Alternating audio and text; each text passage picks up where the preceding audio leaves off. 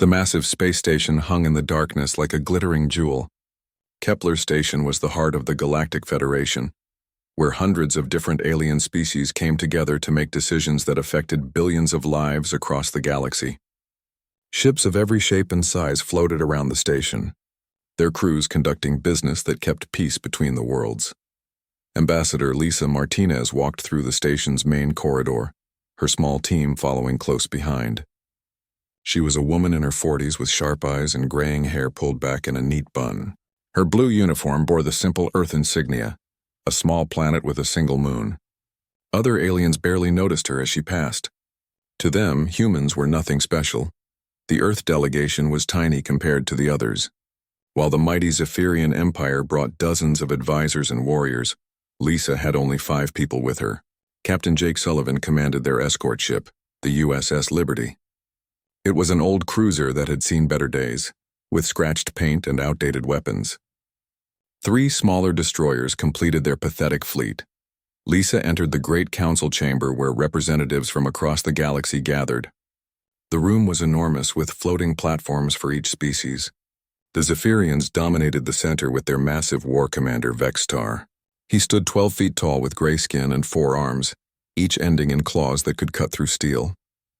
His bioarmor pulsed with living tissue that could heal from damage. To his left sat the insect-like Kreeth Collective. Their ambassador clicked and hissed as he spoke, his compound eyes never blinking. The crystalline beings of the Morden Republic sparkled on their platform, their bodies made of living diamond that reflected the chamber's lights. Lisa took her place on Earth's small platform. She could hear the whispers and clicks of other species talking about the primitive humans and their toy ships. She kept her face calm, but inside she was counting down the hours. War Commander Vextar rose from his platform, his voice booming across the chamber. Fellow beings of the galaxy, we face a crisis. Pirates attack our trade routes. Rebels threaten our colonies. Yet some members of this council are too weak to defend themselves or help others. His 4 eyes turned toward Lisa. The humans, for example. They have been members for 3 years, yet what do they contribute? A handful of ancient ships, technology that was outdated before some of us were born. Laughter echoed through the chamber. The Kreeth ambassador clicked in amusement. Perhaps we should reconsider who deserves a voice in galactic affairs, he said. The humans cannot even protect their own trade ships without calling for help. Vextar's mouth twisted into what might have been a smile. I have a proposal. My fleet will demonstrate what real power looks like. We will visit the human colony of New Denver and show them how proper warriors handle security. Lisa stood up slowly. War Commander, are you threatening a Federation member world? I am offering protection, Vextar replied, his voice dripping with false kindness. Your people clearly need guidance from those who understand strength. The chamber erupted in discussion. Some species called for order, but others seemed excited by the idea. The Morden ambassador's crystal body flashed with bright colors as he spoke. Perhaps this would be educational. The humans could learn from Zephyrian military excellence. Captain Sullivan's voice crackled through Lisa's earpiece. Ambassador, my crew is ready to move if needed. Lisa touched her throat microphone and whispered back, Stand by, Captain. Not yet. She looked around the chamber at the alien faces staring down at her. Some showed pity, others contempt, and a few showed nothing at all. They all believed the same thing, that humanity was weak. Backward and helpless, War Commander, Lisa said, her voice carrying clearly through the chamber. I appreciate your concern for Earth's security. However, I must consult with my government before accepting any assistance. Vextar laughed, a sound like grinding metal. Your government? What can they tell you that we do not already know? We have seen your fleet, human. 3 destroyers and 1 cruiser. My personal guard has more ships than your entire military. Nevertheless, Lisa replied calmly, I request 72 hours to receive instructions from Earth. The war commander's eyes narrowed. Very well. 72 hours. But understand this. With or without your permission, my fleet will visit New Denver. The choice is whether we come as friends or as conquerors. The session ended with alien delegates filing out of the chamber, many of them talking excitedly about the coming confrontation. Some placed bets on how quickly the Zephyrians would crush human resistance. Others discussed which human colonies they might claim after Earth's inevitable surrender. Lisa walked back to her quarters with measured steps, showing no emotion. Once inside, she locked the door and activated privacy shields that would block any listening devices. She moved to a hidden panel in the wall and pressed her palm against it. The panel slid open, revealing a device unlike anything the aliens had seen on human ships. The quantum communicator hummed to life with technology that could send messages instantly across thousands of light years. Lisa typed a simple message. Protocol 7, full disclosure authorized. 72 hours. She sent the message and sat back in her chair.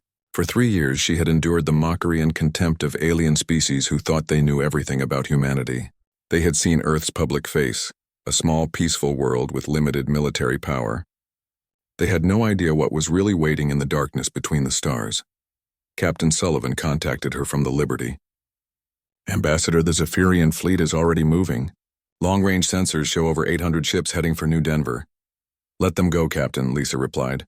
Begin preparations for Operation Lighthouse. Yes, ma'am. The crew is excited to finally drop the act. Lisa smiled for the first time in months. The galaxy was about to learn that appearances could be very deceiving. Earth had been playing a much longer game than anyone suspected, and the time for hiding was almost over.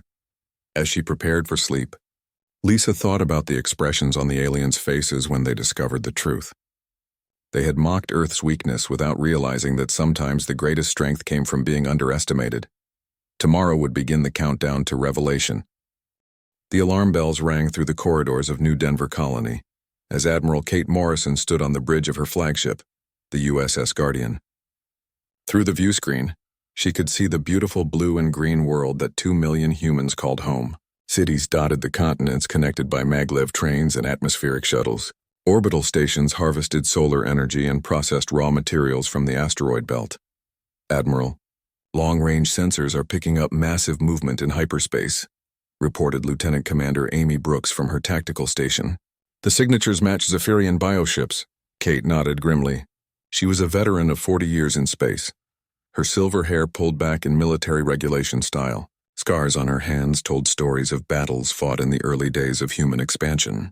How many ships, Commander? Over 800, ma'am. They'll drop out of hyperspace in 6 hours. The bridge crew exchanged worried glances. The human defense force around New Denver consisted of only 12 ships, 8 destroyers, 3 cruisers, and Kate's heavy cruiser. Against 800 Zephyrian bioships, they might as well be throwing rocks at a hurricane.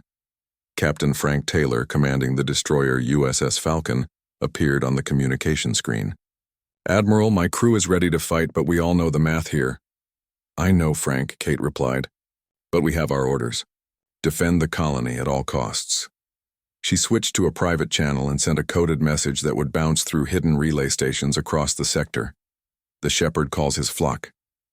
Meanwhile, at Kepler Station, the mood in the Galactic Council had shifted dramatically. News of the Zephyrian fleet movement spread quickly through the alien delegations. Many species began distancing themselves from the human representatives, not wanting to be associated with the losing side. The Kreeth ambassador clicked his mandibles in what passed for laughter among his people. Perhaps we should begin discussing the redistribution of human territories, he said to a gathering of delegates. It would be wasteful to leave valuable worlds empty after the inevitable conclusion. Ambassador Lisa Martinez sat alone in her quarters, reading reports from across human space. Other species assumed she was paralyzed with fear, but her calm expression never changed. Captain Jake Sullivan knocked on her door. Come in, Jake. The captain entered carrying a datapad. Ambassador, I'm getting strange reports from our ships. The crews are making modifications to systems that frankly don't make much sense. They're installing equipment that our public technical manuals say we don't have. Lisa smiled slightly. What kind of equipment? Quantum resonance chambers, gravitational field generators, AI processing cores that are supposedly 50 years beyond our current technology. Jake sat down across from her. Lisa, what's really going on here? You'll find out soon enough, Captain.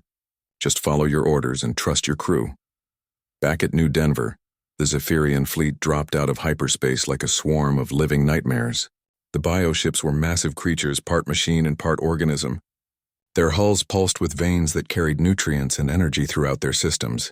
Acid sacs along their sides could dissolve enemy armor, while bioplasma cannons fired bursts of living energy. War Commander Vextar stood in the nerve center of his flagship. a creature the size of a city that had been grown rather than built. His tactical officers reported fleet positions while his bioship's nervous system processed information faster than any computer. "Open a channel to the human colony," he commanded. Admiral Morrison's face appeared on his organic view screen. The war commander studied her weathered features and military bearing.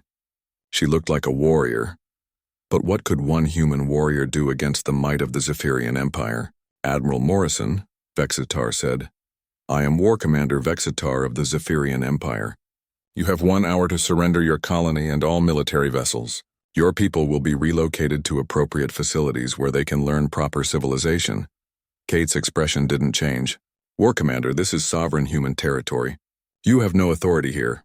Vexitar's forearms gestured dismissively. "Authority comes from strength, human. Look around you. 800 ships against 12. Your mathematics should tell you how this will end." "Maybe," Kate replied. "But humans don't surrender easily." The war commander cut the transmission and turned to his fleet coordinators. "Begin the attack. Disable their ships but leave the colony intact. We will need the infrastructure." The Zephyrian bioships moved forward in perfect formation, their living hulls rippling with anticipation, acid sprayers charged with corrosive compounds while bioplasma cannons gathered energy. The human ships looked tiny and pathetic against the organic armada. Admiral Morrison watched the approaching fleet and activated her ship's internal communication system. "All hands, this is the Admiral. In a few minutes, we're going to face overwhelming odds. The galaxy thinks we're outmatched and helpless. They're about to learn how wrong they are." She paused, looking around her bridge at officers who had served with her for years. "Begin final preparations for Operation Lighthouse. Signal the relay stations." Lieutenant Commander Brooks pressed a series of controls that shouldn't have existed on a standard human ship. "Quantum beacons are active, Admiral. The network is standing by." "Very good. All ships implement Combat Protocol 77 Alpha." Throughout the human fleet, crews began activating systems that had been hidden behind false panels and disguised as standard equipment. The ships themselves began to change as stealth generators powered. Down and true capabilities came. Online Captain Taylor aboard the USS Falcon watched his tactical displays transform as his ship's real sensors activated. "My God," he whispered. "How long have we been hiding this technology?" His first officer, Commander Nicole Davis, smiled as she ran diagnostics on weapon systems that officially didn't exist. "About 3 years, sir. Ever since we joined the Federation." The Zephyrian fleet opened fire, expecting quick victory against primitive human technology. Bioplasma bolts streaked across space toward the human ships, while acid sprayers prepared to dissolve their hulls. But as the weapons struck, something impossible happened. The human ships didn't explode or dissolve. Instead, shimmering energy fields absorbed the bioplasma, while adaptive armor plating neutralized the acid. "Attacks. War Commander Vexitar stared in confusion as his sensors reported that human ships were somehow unaffected by weapons that should have destroyed them. "Instantly. Impossible," he muttered. "Run full scans of their vessels." The results made no sense. The human ships were generating power levels that shouldn't be possible with their visible technology. Their defensive capabilities matched or exceeded Zephyrian bioarmor. Most disturbing of all, space around the colony was beginning to ripple with energy signatures that suggested something massive was about to happen. Admiral Morrison opened a channel to all ships in the system. "War Commander, you wanted to see human strength. You're about to get your wish." The space around New Denver began to tear open as quantum rifts formed throughout the system. Something vast was coming through, and the galaxy was about to discover that humanity had been hiding far more than anyone suspected. Space itself seemed to scream as massive rifts tore open throughout the New Denver system. The first thing to emerge was a ship so large that War Commander Vexitar's biosensors couldn't measure its full length. The USS Titan dwarfed even the largest Zephyrian bioships, its hull gleaming with armor that seemed to bend light around it. Admiral Ryan Clark stood on the Titan's bridge, a man in his 50s with steel-gray eyes and the bearing of someone who had commanded fleets across dozens of star systems. Beside him, Fleet Captain Maria Santos coordinated the arrival of ship after ship through the quantum rifts. "Full fleet deployment complete," reported Strategic Operations Director Colonel Ben Hayes. 200 ships now in system. "Admiral." Ryan nodded as he watched his fleet take positions around the stunned Zephyrian armada. Each human ship was a masterpiece of technology that the galaxy had never seen. Sleek destroyers with quantum shielding, heavy cruisers armed with gravitational weapons, and carriers launching swarms of autonomous fighters that moved like living things. War Commander Vextar stood frozen in his bioship's nerve center as his tactical officers fed him impossible readings. The human ships weren't just advanced, they were operating on principles that Zephyrian science said shouldn't work. "How many ships?" he demanded. 200 confirmed contacts, War Commander. "But their energy signatures—" The biotactical officer paused, his organic interface trembling. "Sir, some of these ships are reading as more powerful than our entire fleet combined." Captain Steve Rodriguez of the USS Phoenix led a squadron of heavy destroyers as they moved to flank the Zephyrian formation. His ship's AI system, codenamed Athena, coordinated with the other vessels in perfect harmony. "Captain," Athena's voice came through the bridge speakers, "enemy bioships are attempting to regenerate damage from our initial probe. Shall I deploy nano-weapons?" "Not yet," Steve replied. "Let them think they can heal. We want them to understand what they're really facing." Meanwhile, Commander Nicole Davis had transferred from the USS Falcon to take command of the new heavy cruiser USS Eagle. Her ship phased in and out of normal space, using dimensional technology that made Zephyrian sensors useless. "All wings. This is Eagle Leader," she transmitted to her squadron. "Begin demonstration protocol. Show them what their bioarmor is really worth." The human ships opened fire, and the Zephyrian fleet discovered that their greatest advantage, regenerative bioarmor, was completely useless. Instead of conventional weapons, the humans fired streams of microscopic machines that prevented biological healing at the molecular level. Zephyrian bioships that had never known permanent damage found their hulls unable to close wounds. Acid sacs ruptured and couldn't regrow. Bioplasma cannons overheated and failed to repair themselves. Admiral Clark opened a channel to every ship in the system, his voice calm and controlled. "War Commander Vextar, I am Admiral Ryan Clark of the Earth Defense Force. You are currently surrounded by the 3rd Fleet, 7th Fleet, and 12th Fleet of humanity's true military." Vextar's forearms trembled as he processed what he was hearing. "Impossible. Our intelligence report showed only a handful of primitive vessels." "Your intelligence report showed exactly what we wanted you to see," Ryan replied. "For 3 years, Earth has been conducting the largest deception operation in galactic history. Every ship you've encountered, every piece of technology you've observed, every military capability you've documented, all of it was deliberately outdated equipment designed to make you underestimate us." The truth hit the War Commander like a physical blow. You've been hiding your real fleet?" "We've been hiding everything," Admiral Clark confirmed. "Our real technology, our actual military strength, our true capabilities. The ships you saw at Kepler Station are museum pieces. The USS Liberty is 50 years old. Even our newest public vessels use technology we abandoned decades ago." Captain Jake Sullivan's voice joined the conversation from the Liberty. "War Commander, every human ship you've ever scanned was running on less than 5% of its actual capability. We've been playing with training wheels for 3 years. The Zephyrian fleet found itself trapped in a sphere of human ships that seemed to appear and disappear at will. The USS Wolverine deployed clouds of fighter drones that moved with impossible coordination, each one controlled by AI systems more advanced than most species' main computers." Captain Alex Morgan commanding the USS Defender demonstrated humanity's true defensive technology as Zephyrian bioweapons struck his ship with enough force to level a city. The attack simply vanished into energy collectors that fed power back to his ship's systems. "Adaptive shielding," Admiral Clark explained casually. "The more you shoot at us, the stronger our defenses become. Your bioplasma actually makes our shields more efficient." War Commander Vextar watched his mighty fleet being systematically dismantled by weapons and technology he couldn't comprehend. Human ships phased through his bioarmor as if it didn't exist. Their weapons struck targets across multiple dimensions simultaneously. Their coordination was so perfect that the entire human fleet seemed to function as a single organism. "This is impossible," he transmitted. "No species develops this level of technology without other races noticing." Fleet Captain Maria Santos answered from the Titan's bridge. "War Commander, humans are very good at keeping secrets. We've been building this fleet in hidden shipyards throughout the galaxy. Every asteroid mining operation, Every deep space research station, every failed colony, they were all covers for military construction. The USS Thunder, commanded by Captain Lisa Stone, demonstrated gravitational weapons that could tear apart matter at the atomic level. Zephyrian bioships simply dissolved as their molecular bonds were disrupted. Your regenerative armor can't heal from gravitational shearing, Captain Stone explained over the comm. When we break the bonds between atoms, there's nothing left to regenerate.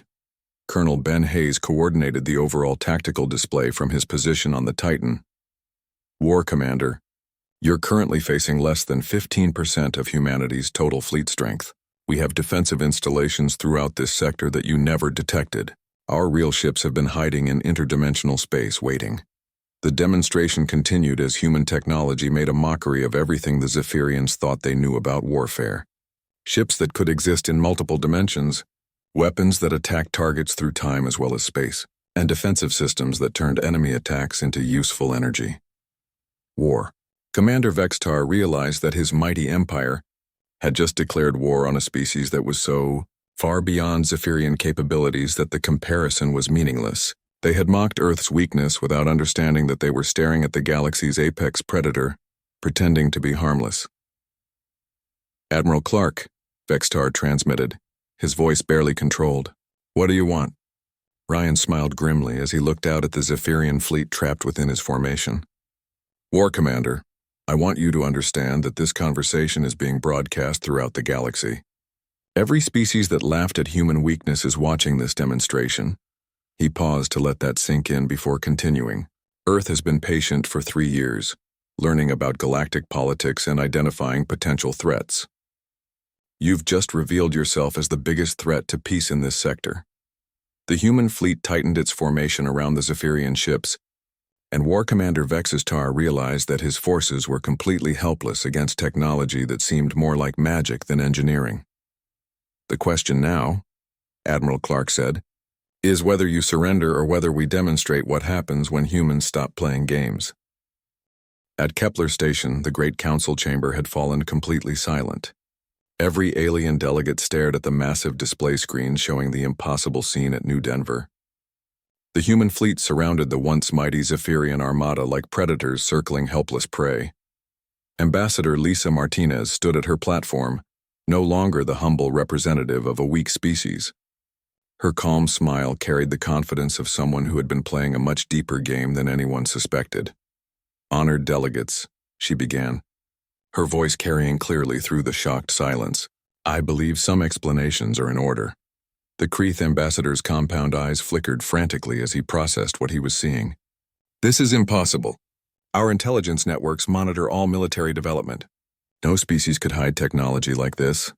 Lisa activated a holographic display that showed star charts throughout the galaxy. Red dots appeared in dozens of systems, marking locations that had seemed unimportant to alien observers. For the past 50 years, humanity has been preparing for this moment, she explained. Every mining operation we established, every research station we built, every failed colony we abandoned, they were all part of a massive construction program.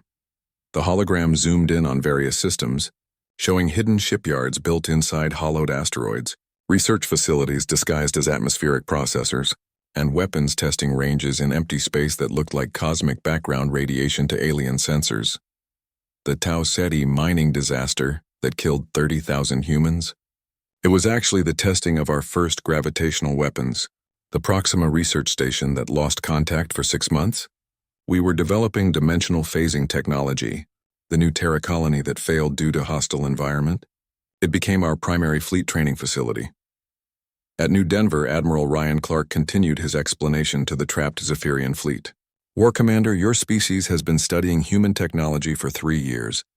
Every scanner reading, every technical specification, every performance report, all carefully falsified.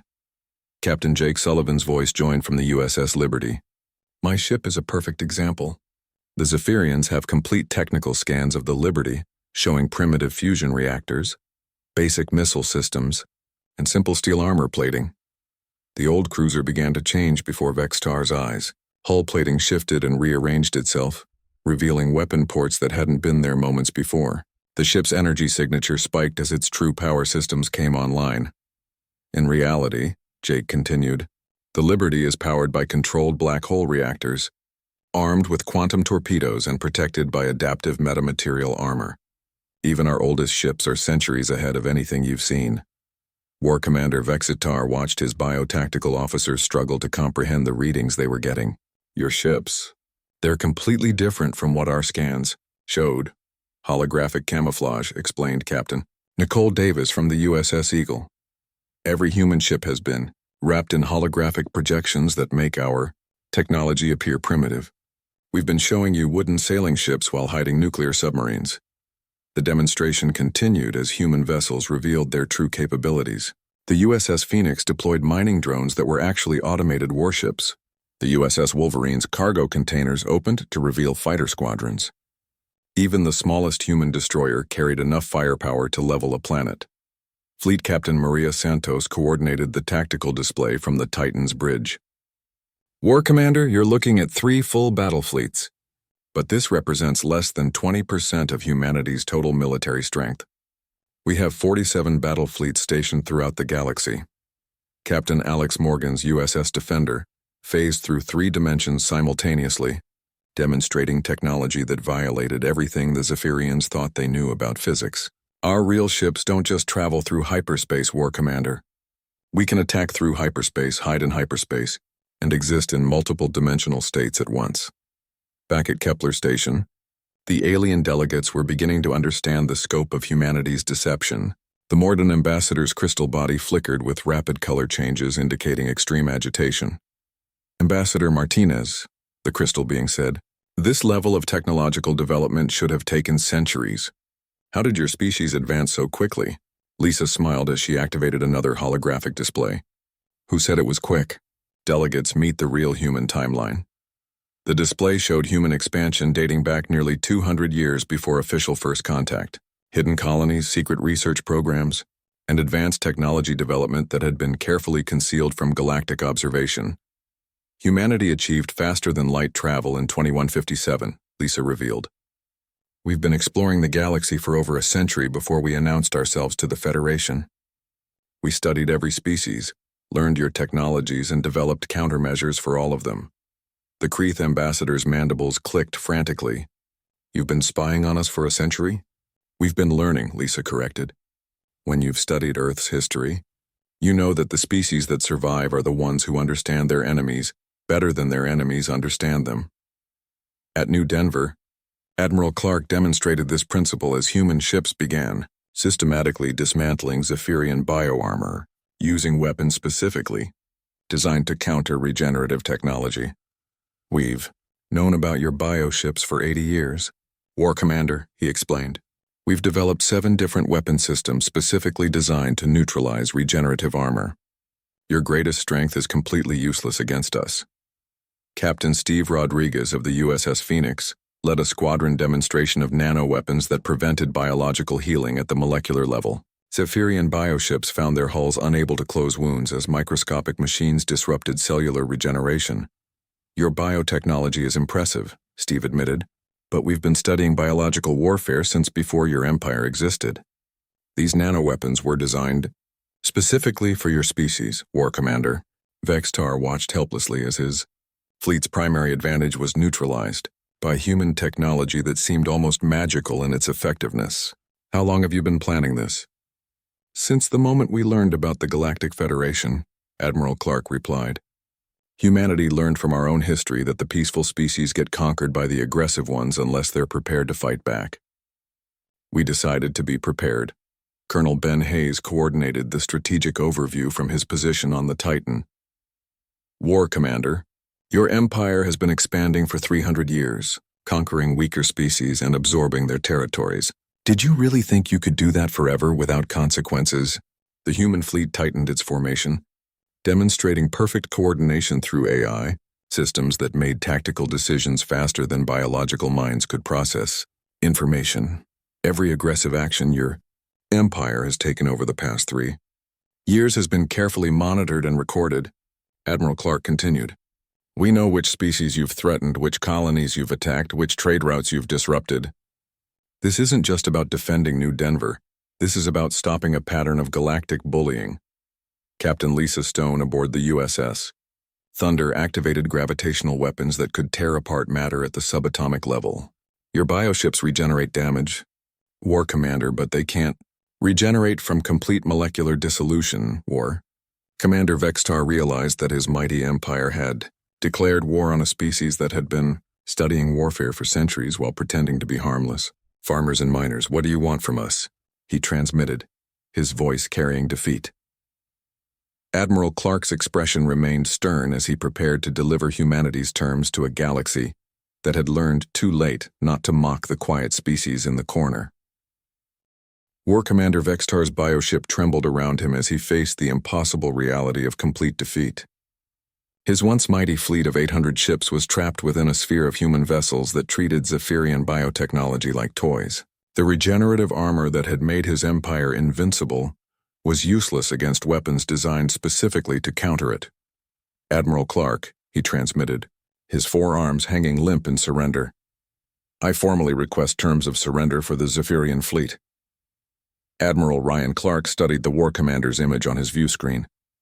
The proud alien warrior who had mocked humanity just hours before now looked broken and desperate.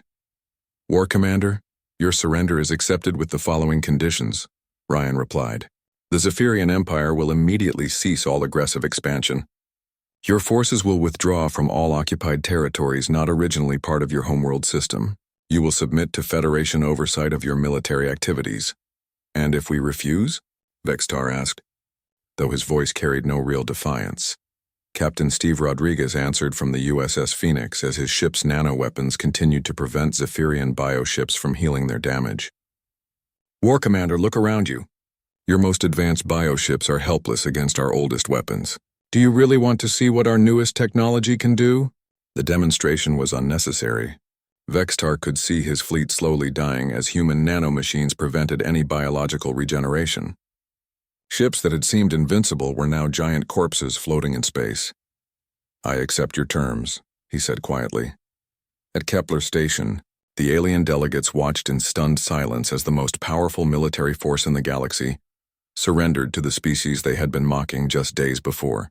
Ambassador Lisa Martinez stood calmly at her platform, no longer the humble representative everyone had ignored. Honored delegates, she began. I hope this demonstration has been educational. Earth has spent 3 years observing galactic politics and identifying threats to peace. The Zephyrian Empire was merely the most obvious problem. The Kreeth ambassador's compound eyes focused on her with new respect and considerable fear. Ambassador Martinez, what other threats has Earth identified? Lisa smiled and activated a galactic map showing dozens of red-marked systems. The Kreeth Collective's slave raids in the Outer Rim, the Morden Republic's illegal territorial expansions, the Hydran Empire's weapons trafficking to rebel groups. Shall I continue? Panic rippled through the chamber as species realized that humanity had been secretly monitoring and documenting their activities for years. The quiet observers had been taking notes on everyone's crimes. Back at New Denver, more human fleets began arriving through quantum rifts. Captain Alex Morgan's USS Defender led a squadron of ships that hadn't even been visible to sensors moments before. Admiral Clark, Alex reported, the 4th and 9th fleets are now in position. Total human strength in this sector now stands at 540 ships. War Commander Vextar's biosensors couldn't process the readings. Each new human ship carried energy signatures that matched entire Zephyrian battle groups. How many fleets do you have? Currently operational? 47 full battle fleets, Admiral Clark replied casually. Under construction? Another 36. We've been busy for the past century. Captain Nicole Davis aboard the USS Eagle demonstrated the true scope of human preparation as her ship accessed hidden supply depots throughout the system. War Commander, those asteroid mining operations you ignored? They're actually military supply bases. We have fuel, ammunition, and repair facilities within 50 light-years of every major system in the galaxy. The truth was devastating in its completeness. Humanity hadn't just hidden their technology. They had built a secret infrastructure that spanned hundreds of star systems. Mining ships were disguised warships. Research stations were weapons development facilities. Trading posts were intelligence-gathering operations. Admiral Kate Morrison's voice joined from New Denver's defense fleet. War Commander, For 3 years, your intelligence networks have been watching human cargo ships carry raw materials between our colonies. Those cargo ships were actually deploying military equipment to hidden bases. Captain Frank Taylor from the USS Falcon added, "Every human merchant who sold you goods was actually a military intelligence officer studying your defenses. Every technical manual we shared was deliberately outdated. Every trade agreement included hidden clauses that gave us access to your systems." The scope of the deception was staggering. For 3 years, humanity had appeared to be a minor species struggling to establish themselves in galactic civilization. In reality, they had been conducting the largest intelligence operation in galactic history while building a military force that dwarfed every other species combined. At Kepler Station, Ambassador Lisa Martinez activated one final display that showed the true extent of human expansion. Delegates, Earth currently maintains active colonies in over 300 systems. Our official reports to the Federation list 47 colonies. The Morden ambassador's crystal body flickered rapidly. Where are the other colonies? Hidden in interdimensional space, disguised as failed expeditions or camouflaged as uninhabitable worlds, Lisa replied. We've been terraforming planets and systems you don't even know exist. Captain Jake Sullivan's USS Liberty demonstrated this point as it opened a quantum rift that revealed a massive human colony ship, disguised as empty space. This is just one of our mobile settlements. We have entire populations living in portable habitats that can disappear from normal space when needed. The galactic balance of power had shifted completely. Every species that had looked down on humanity was discovering that they were actually the primitive ones. Human technology was centuries ahead of anything else in the galaxy, backed by an industrial base that spanned dimensions. War Commander Vextar made one last attempt to understand his situation. Why reveal yourselves now? You could have continued hiding indefinitely. Admiral Clark's expression grew serious. Because you forced our hand, War Commander. Threatening human colonies crossed a line we couldn't ignore. But more importantly, the galaxy needs to understand that the age of conquest is over. He gestured to the display showing human fleets throughout space. There will be no more aggressive expansions. No more enslaving of weaker species. No more territorial wars. Humanity is now the galactic peacekeeping force, whether other species like it or not. The transmission ended with Admiral Clark addressing the entire galaxy. To all species listening to this broadcast, Earth came in peace. We learned your ways, studied your cultures, and tried to find our place in galactic civilization. Some of you welcomed us. Others mocked us. A few threatened us. The image showed human ships patrolling peacefully through space as other vessels gave them respectful distance. We remain a peaceful species, but we are no longer defenseless. The galaxy is under new management, and that management believes in protecting the weak from the strong. Captain Lisa Stone's USS Thunder powered down its gravitational weapons as she delivered the final message. The rules are simple. Live in peace with your neighbors. Respect the sovereignty of other species, and remember that Earth is always watching. The last image transmitted across the galaxy showed the USS Titan moving through space like a sleeping giant, followed by its escort of advanced warships. A simple text message accompanied the image. Humanity came in peace. We remain in peace, but we are prepared for war. War Commander Vextar watched the human fleet disperse to patrol stations throughout the sector, knowing that the Zephyrian Empire's days of expansion were over. The galaxy had learned that mocking the quiet species in the corner was the mistake that revealed humanity's greatest strength. The patience to plan, the wisdom to learn, and the power to enforce peace when words were not enough. Earth had won the ultimate victory, not through conquest, but by making conquest impossible for anyone else.